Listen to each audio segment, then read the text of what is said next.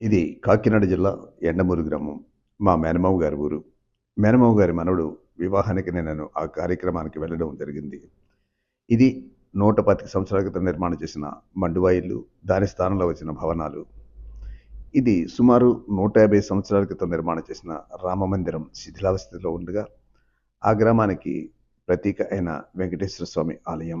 14వ తేదీ రాత్రి విశాఖపట్నంలో నిర్వహించబోయే ఆ వివాహానికి ఉదయం అళ్లగొళ్ళు తీయడం అనే తంతు నిర్వహించడం జరిగింది. ఈ రోజుల్లో మనం చూస్తున్నాం వివాహాలు కానీ, ఉపనయనాలు కానీ ఇవన్నీ కూడా కేవలం కళ్యాణ మండపాలకే పరిమితమవుతున్నాయి. దానికి భిన్నంగా ఆ గ్రామంలో ఆ పురాతన ఇళ్ల మధ్యన ఆ నిర్వహించిన తీరు, ఆ వాయిద్యాలతో ఆ కార్యక్రమాన్ని నిర్వహించిన తీరు చూస్తుంటే 60 సంవత్సరాల వెనక్కి వెళ్ళి ఆ బాల్యంలోకి వెళ్ళి చూడడం జరిగింది.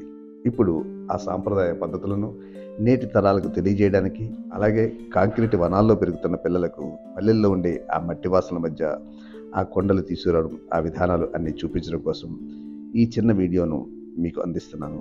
చిన్నపిల్లలకి చూపించే ప్రయత్నం చేయండి. అలాగే పెద్దవాళ్ళు చూసి గత స్మృతులను నెమరు వేసుకోండి.